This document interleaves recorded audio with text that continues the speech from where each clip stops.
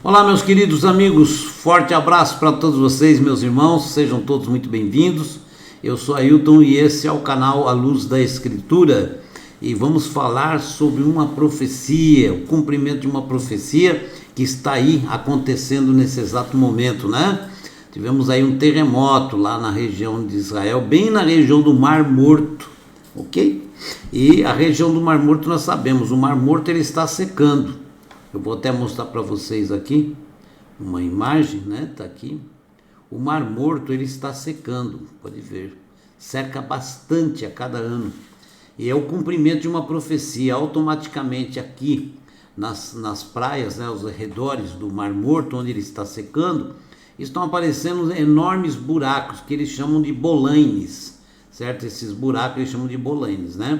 E esses buracos eles estão produzindo ali, está surgindo deles água, e água potável, e tem peixe. É incrível, né? Uma coisa assim que qualquer um diria que seria impossível acontecer, mas todos veem que é possível porque está acontecendo, né? Isso já há um bom tempo, né? O Mar Morto ele diminui a cada ano bastante, e esses bolaines se multiplicam, tá bom? E a profecia diz que o Mar Morto vai se tornar, né, totalmente com vida, vai mudar totalmente o que ele é hoje, que é um mar chamado Mar Morto porque não produz nenhum tipo de vida, ou pelo menos as que a gente conhece, né? Agora a profecia diz que isso vai mudar, e vai ter muito peixe, e vai ter muita vegetação em volta do Mar Morto. Então nós estamos vendo que está surgindo tudo isso aos poucos. Existe vegetação aonde não tinha, e já tem algumas vegetações e flores, tá bom? Então, muito bom, né? Mas o que eu vou mostrar para vocês aqui é uma coisa muito importante, tá aqui, ó. 4.2, foi um terremoto que deu, né? Que balançou o Mar Morto. Olha, 4.2, é bem forte. Claro que não é dos mais fortes, mas é bem forte, né? Olha bem o que diz aqui uma profecia de Amós, capítulo 1, verso 1. Vai lá e leia. Amós é um livro pequeno, mas é um livro que diz muito do final dos dias, tá bom? Isso é importante você ver. As palavras de Amós, né, que era um criador de ovelhas lá em Tecoa, tá bom? Amós, ele escreveu isso aqui, olha, que ele profetizou a respeito de Israel nos reinados do rei Uziel, que é Uzias, né? De Yehudá, que é de Judá, certo? E Jerovam, filho de Joash, de Israel, tá bom? 2 anos antes do terremoto, Amós capítulo 1, verso 1.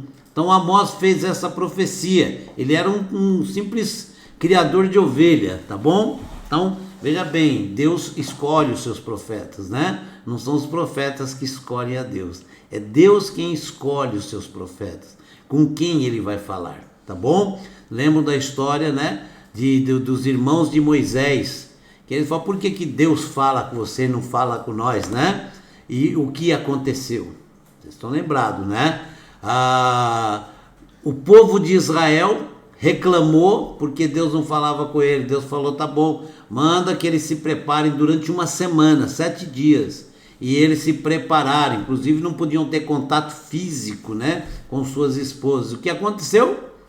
Quando Deus falou uma palavra, todos eles caíram com o rosto no chão e falaram, Moisés, fala você com nós, o Senhor não pode falar mais com nós não, porque nós não aguentamos, tá bom? Chegou ao ponto de quase a alma sair do corpo, certo? Quando ouviram a voz do Criador. Então, é tremendo, é Deus quem escolhe. É Deus quem escolhe. Não adianta a pessoa falar, não, eu vou orar e Deus vai falar comigo. Não, Deus escolhe com quem ele vai falar. Tudo é de acordo com a vontade do Criador. Por isso que a gente tem que estar ali, ó, submisso ao Criador. Curvar-se e falar, Senhor, faça-se em mim a tua vontade.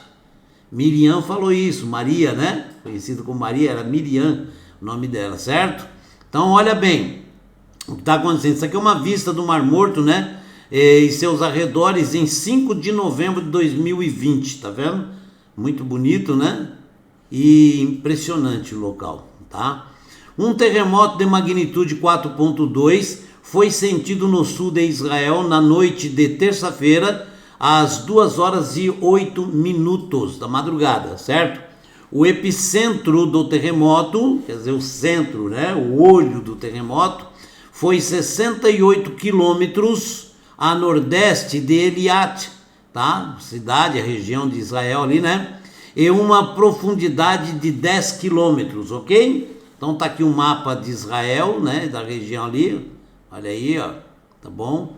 Tá aqui o epicentro, né? Que aconteceu, bom. De acordo com estatísticas, a história sísmica, a região deve experimentar um grande terremoto a cada 80 a 100 anos. O último grande terremoto ocorreu em 11 de julho de 1927 e registrou 6,2 na escala Richter, né? Matando 500 pessoas. Outro grande terremoto está agora devido, tá bom? Um outro grande terremoto, né? Terremotos em Israel, iniciando a profecia, pressagiando o grande conflito Gog e Magog, ok? Isso é sinal profético que está na Bíblia, tá bom? Antes, sinalizando que vem esse grande conflito, virá o terremoto. Então tá aqui, ó. Por mais aterrorizantes que os terremotos possam ser, pode haver uma fresta de esperança para um aumento na atividade sísmica regional. Em um artigo de 2007 no J-Post, Jerusalém Post, né, o Dr. Shmuel Marco, chefe da Escola de Meio Ambiente de Ciências da Terra na Universidade de Tel Aviv, observou que os profetas tornaram-se ativos alguns anos após grandes terremotos. Grandes terremotos foram registrados no Vale do Jordão, o Rio Jordão, né?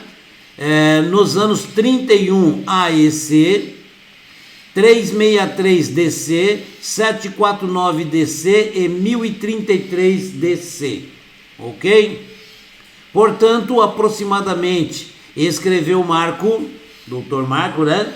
Estamos falando de um intervalo a cada 400 anos, ok? Isso é importante, é boa essa matemática, viu? Para podermos ver tudo isso, né?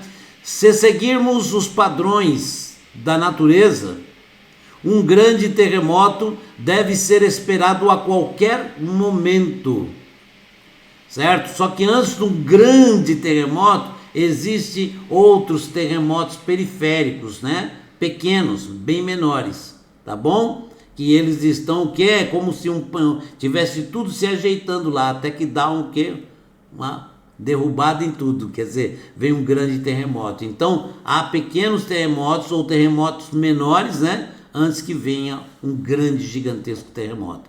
Então, olha só o que está acontecendo, né? Porque quase um milênio inteiro se passou desde o último grande terremoto, certo? Então quase 1000 anos já se passou, certo? O Dr. Marco chegou a atribuir a vitória de Josué em Jericó à interferência sísmica divinamente dirigida. Não, e todo mundo sabe muito bem que foi um grande terremoto que aconteceu. Inclusive Deus manda que eles batam os pés, né? Houve um grande terremoto, agora é como fala aqui, né? O escritor, que foi divinamente dirigida. Deus estava no controle do terremoto.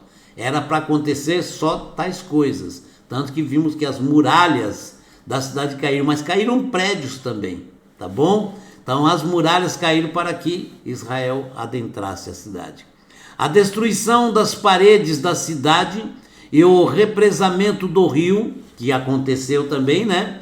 Conforme descrito em Josué capítulo 6, versos de 1 a 16, vá lá, leia o capítulo inteiro, é bom, você entende melhor, né?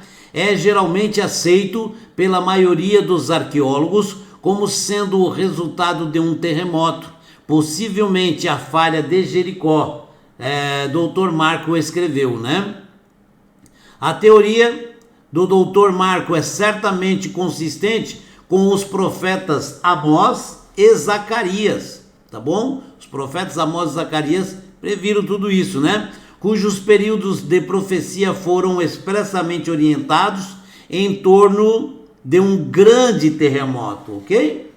Aí, ó, eu falei, né? As palavras de Amós, um criador de ovelhas da Tecoa, tá bom? É uma região que se cria muita ovelha, né? Que profetizou a respeito de Israel nos reinados dos reis Uziel, certo? Que era Uzias, né? E de Judá, que é Judá, né? E Jerovam, filho de Ioás, de Israel, ok? 2 anos antes do terremoto, Amós capítulo 1, verso 1, o Vale do Jordão e o Mar Morto, o Vale do Jordão e o Mar Morto de Israel fazem parte do Vale do Rift sírio africano, que se estende do Vale de Beca, no Líbano, e Moçambique, no sudeste da África. Grandes terremotos geralmente atingem Israel aproximadamente uma vez a cada 90 anos, e existe a preocupação de que outro seja devido, considerando que o mais recente ocorreu em 1927. Esse evento viu mais de 400 pessoas, infelizmente, né, declinando no óbito, certo? E extensos danos a edifícios em Jerusalém e Hebron. Aqui está Hebron, é Hebron correto, né? Terremotos massivos em Israel são profetizados para acompanhar o conflito multinacional, certo? Que é de Gog e Magog, tá bom? Que marcará o fim dos tempos. Então nós estamos vendo que estamos tendo grandes sinais. Jesus falou, não falou? Haverá sinais nos céus e na terra, tá bom? Então tudo isso são sinais, tá bom? Terremotos e vulcões são explicitamente mencionados pelos profetas como tendo um papel no fim dos tempos, preparando o mundo. Queimando impurezas como um cadinho é usado na metalurgia para purificar o metal. Olha que coisa bonita, né? E trarei a terceira parte pelo fogo e os refinarei como a prata é refinada, e os provarei como o ouro é provado. Eles invocarão o meu nome e eu lhes responderei. Direi, é o meu povo. E eles dirão, o Eterno, Hashem, que é o nome, né? O Eterno é o nosso Deus. Zacarias, capítulo 13, verso 9. Vá lá, confira, viu? Leia o capítulo inteiro, muito bom. Esses terremotos serão tão severos que causarão mudanças geográficas no monte do templo. Aqui é uma parte maravilhosa. Aqui mostra os cumprimentos de profecia, inclusive de Apocalipse. Olha bem aqui, presta atenção. Esses terremotos serão tão severos que causarão mudanças geográficas no monte do templo, exigindo a construção de uma cidade inteira nova, porque vai cair tudo, tá bom? Os terremotos, ali em Jerusalém, né? Os terremotos farão jorrar, olha bem, fontes de águas ao redor de Jerusalém, trazendo a profecia de Zacarias. Zacarias profetizou isso, está aqui, ó. E hoje a ciência está prevendo isso, né? E acontecerá naquele dia que águas vivas sairão de Jerusalém, ou Jerusalém, metade delas para o mar oriental e a outra metade para o mar ocidental. No verão e no inverno será. Zacarias capítulo 14, verso 8. Ok? O terremoto também dividirá o Monte das Oliveiras, ok? O Monte das Oliveiras tem em Apocalipse, tá bom? Está lá o Monte das Oliveiras se abrindo, sendo dividido, tá ok? Então tá aqui o terremoto, também dividirá o Monte das Oliveiras, certo? Em 2. Naquele dia, presta atenção na profecia, isso consta em Zacarias também, tá? Naquele dia, ele colocará seus pés no Monte das Oliveiras, perto de Jerusalém, no leste, e o Monte das Oliveiras se dividirá de leste a oeste, e uma parte do monte se deslocará para o norte e a outra para o sul. Um enorme desfiladeiro. Zacarias capítulo 14, verso 4. Vai lá ler o capítulo inteiro, é muito bom, é maravilhoso esse capítulo aqui, tá? E você compare lá em Apocalipse, você vai ver que também está escrito a mesma coisa, né? Claro, com outras palavras. Um relatório de 2016 do Subcomitê de Preparação da Frente Interna do Comitê de Relações Exteriores e Defesa do Knesset. Knesset é o parlamento de lá de Israel, como o Senado e a Câmara dos Deputados Federal, né? Então tá aqui, né? Afirmou que, no caso de um terremoto de magnitude 7,5, cerca de 7 mil pessoas, olha bem, isso é grave, 7 mil pessoas seriam, certo? Levadas a óbito, ok? Outras 8.600 feridos, certo? E 377 mil desabrigados. Isso aqui é um cálculo aproximado, né? Além disso, o terremoto pode causar danos de até 55 bilhões de dólares em Israel. Então tudo isso é calculado por cientistas e autoridades, então eles dão um cálculo aproximado. Mas aqui nós vemos que é uma profecia se cumprindo, pressagiando o que? Indicando, avisando, prevenindo de que está se aproximando o grande conflito final de Gog e Magog, que indica que a nossa redenção está próxima. E estamos vendo tudo isso acontecer. Outra profecia é que quando está dando esse terremoto no Mar Morto, naquela região do Mar Morto, certo? O cientista me fala, as placas estão se deslocando e isso acelera aquele processo de mudança da água, que está secando a água que é salgada e está surgindo água potável no Mar Morto. Incrível, um milagre verdadeiro, porque está profetizado que isto iria acontecer, certo? Então está aí vendo uma profecia, mais uma grande profecia se cumprindo diante dos nossos olhos, nos mostrando, certo? Consolando nossos corações, porque a Bíblia fala, consolai-vos uns aos outros com essas palavras. Então está aí, consolando os nossos corações, nos tranquilizando, dizendo, olha, o sofrimento vai acabar, a dor vai passar, aguenta mais um pouco, falta bem pouco para chegar à nossa redenção. E a nossa redenção, eternamente viveremos em paz com o nosso Deus, certo? Num reino maravilhoso em que não existirá mais diferença entre ninguém, nem de cor, nem de raça, nem de status, né? Não terá o ricão de status lá em cima com o nariz empinado, como não existirá também as disputas, certo? Porque hoje tudo se faz uma disputa.